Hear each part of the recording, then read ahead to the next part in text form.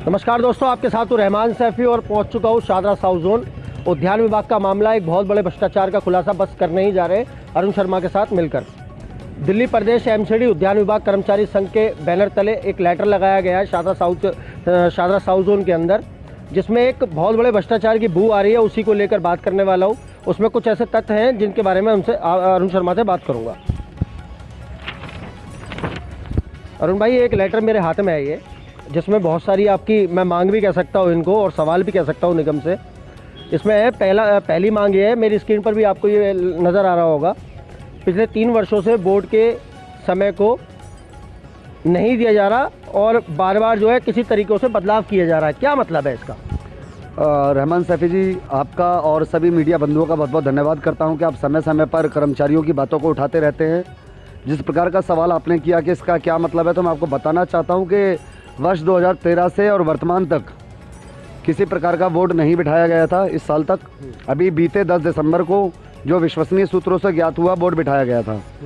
लेकिन जब 9 साल से बोर्ड नहीं बिठाया गया और लगातार पिछले 3 सालों से बार बार इसके बोर्ड की जो तारीखें हैं उन्हें लेकर बदलाव किया जा रहा था कि बोर्ड इस दिन नहीं इस दिन बैठेगा, तो बार बार बदलाव में कहीं ना कहीं तो ऐसा लगता है हमें कि इसमें भ्रष्टाचार होने की आशंका है। अरुण भाई, एक दूसरी बात इसमें ये भी लिखी है इसी बोर्ड के मुतालिक कि बोर्ड को जो है 11 बजे का टाइम था, लेकिन वो देर शाम जो है 5:30 बजे बिठाया गया और बहुत जल्दी उसको ख़त्म भी कर दिया गया।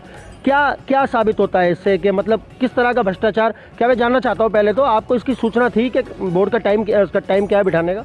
जी बिल्कुल नहीं, हमें आधिकारिक रूप से किसी प्रकार की कोई सूचना नहीं दी गई थी, परंतु कुछ यूनियन के साथी जो मुख्यालय में जाते रहते हैं उनके माध्यम से ज्ञात हुआ था अनौपचारिक रूप से कि आज बोर्ड है, और पूरे दिन हमारे साथी भी वहीं थे, जिसके कारण हमें पता चला कि बोर्ड का जो समय है वो 11 बजे का दिया गया।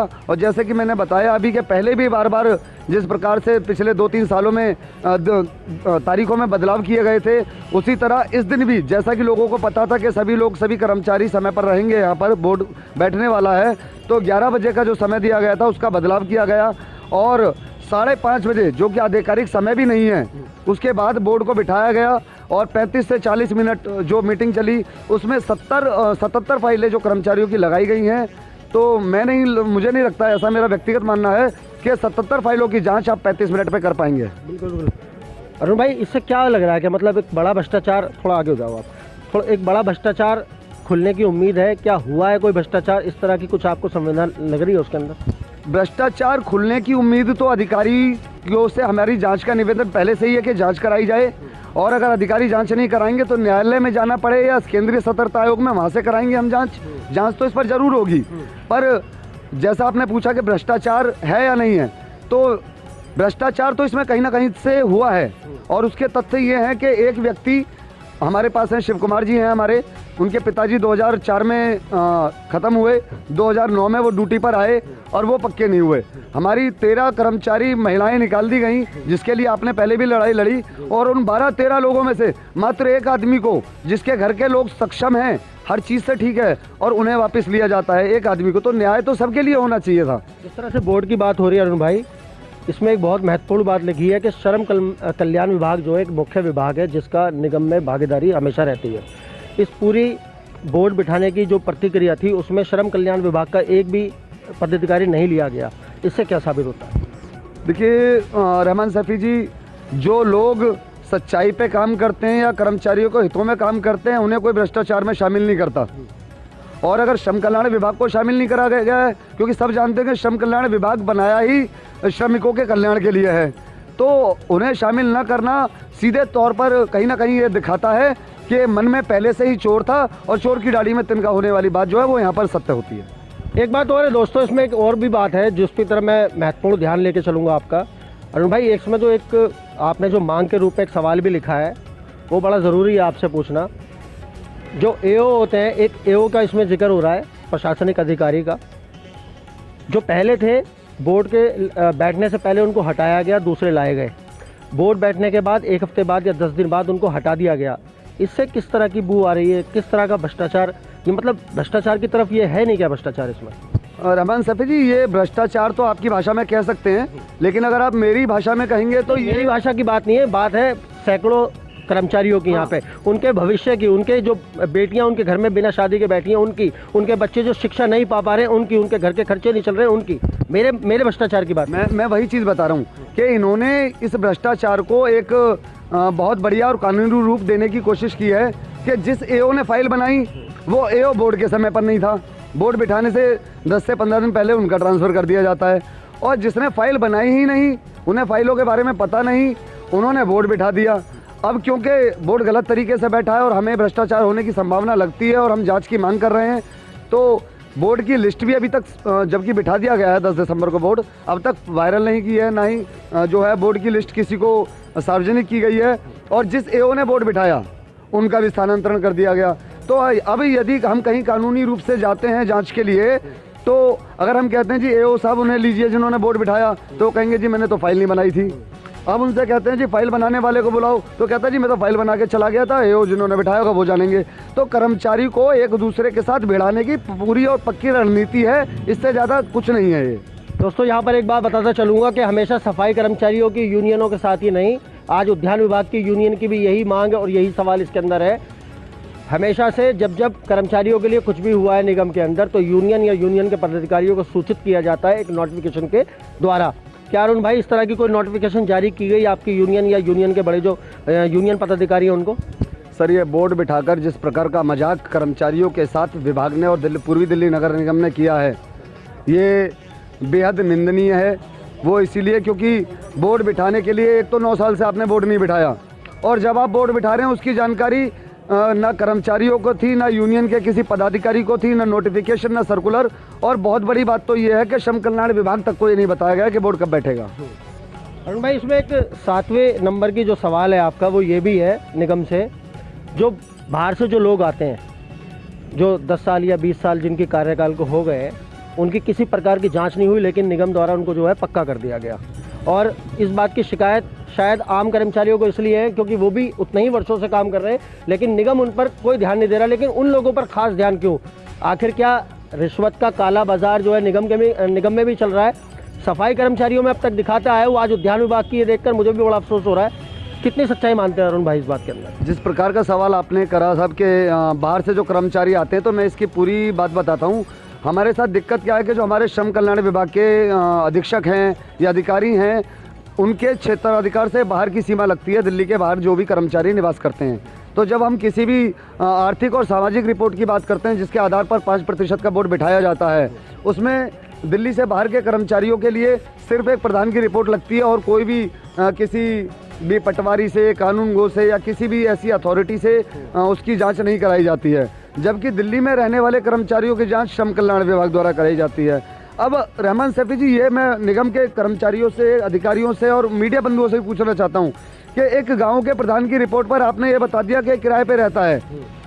गांव का प्रधान क्यों अपनी वोट खराब करेगा? उसे उसके परिवार से वोट भी लेनी है, उसका जीवन मरण का उस गांव से नाता भी है, उसके साथ रहता है, तो उसकी रिपोर्ट तो सही आएगी। और श्रम कल्याण ने जांची नहीं, तो आपने कैसे पता लगाया कि उसकी आर्थिक और सामाजिक स्थिति खराब है?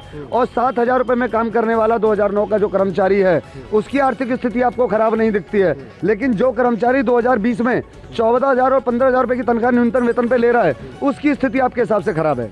एक तो ये देखने की बात है। दूसरी चीज़, इसमें एक चीज़ और हुई है साहब रहमान जी, कि जो कर्मचारी 2 प्रकार के हैं। एक कर्मचारी वो जिनके माँ बाप नहीं हैं, उनके घर में किसी प्रकार की पेंशन नहीं जाती, सिर्फ और सिर्फ तनख्वाह पर गुजारा कर रहे हैं। और एक वो कर्मचारी जो तनख्वाह और पेंशन दोनों ही उनके घर में जाती हैं।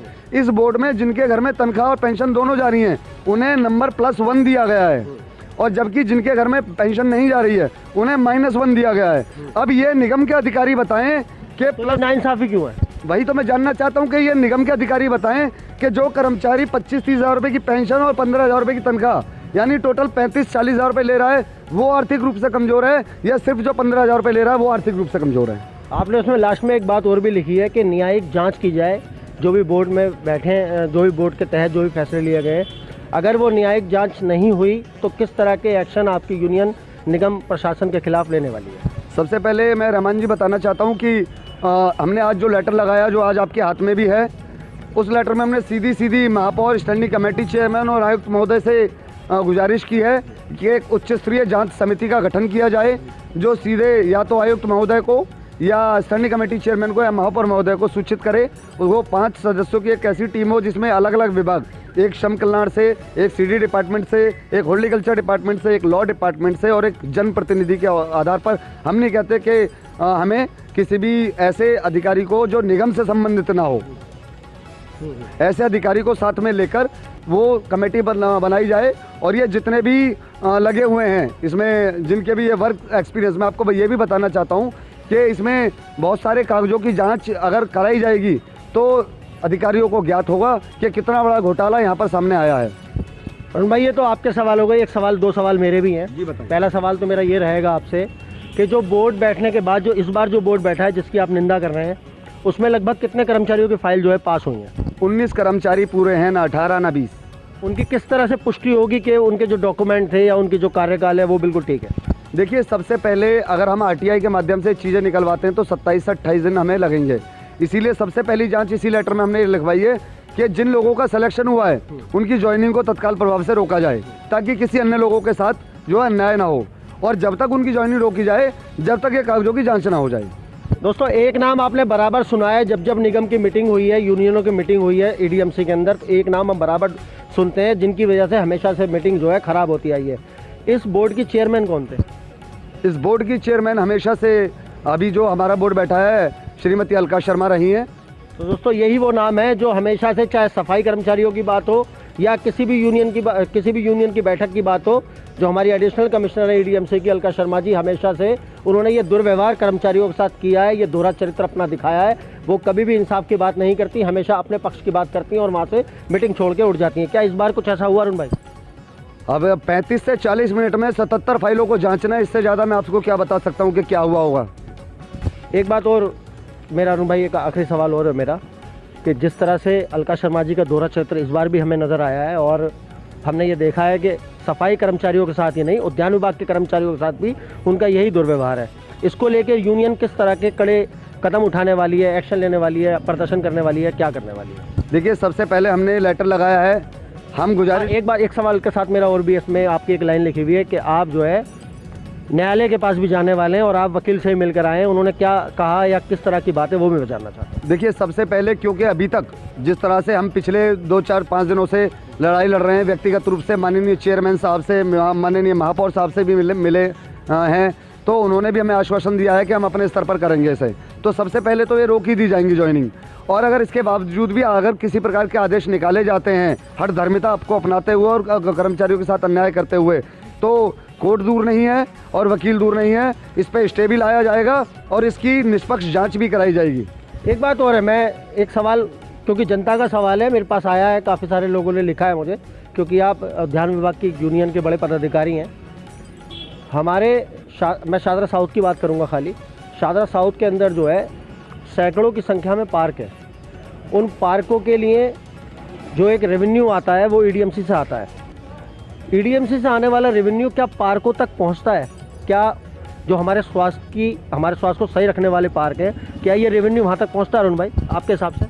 देखिए, जहाँ तक रेवेन्यू की बात है, तो रेवेन्यू का मतलब जो वहाँ पे पेड़ पौधे या जो भी सामान, खाद्य सामग्री या कुछ भी, मैं आपको बताना चाहता हूँ कि बड़े दुर्भाग्य की बात है कि उद्यान विभाग में यदि कर्मचारी झाड़ू भी मारने के लिए खरीदता है तो अपने पैसों से खरीदता है। उसके पास झाड़ू मारने के लिए झाड़ू भी सरकार द्वारा या विभाग द्वारा नहीं दी गई है। जो कमिश्नर है या जो आला अधिकारी है वो कहते हैं सारा सामान जो है हमारे स्टोर से जाता है कर्मचारियों के लिए।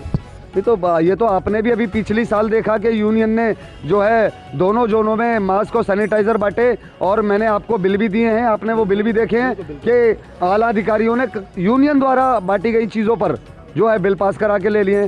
तो भ्रष्टाचार की ये जो सीमा है ये बहुत बड़ी है रहमान सफ़ी जी, इसमें कहीं ना कहीं लड़ाई की आवश्यकता है। और इस बोर्ड को लेकर लड़ाई में एकत्रित करने के लिए कर्मचारियों को क्या संदेश देंगे आप? मैं कर्मचारियों से यही कहूँगा साथियों कि यदि आपको आज़ाद होना है तो आपको मरना आना चाहिए। यदि आप ज़िंदगी के बारे में सोचेंगे तो ये हक आपके पहले से भी मारे गए थे और आगे भी ऐसे ही मारे जाते रहेंगे।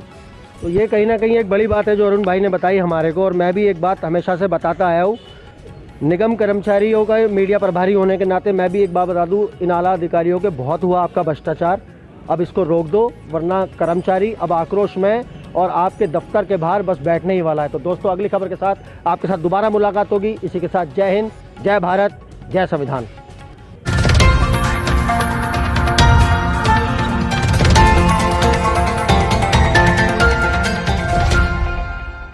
Audio Jungle.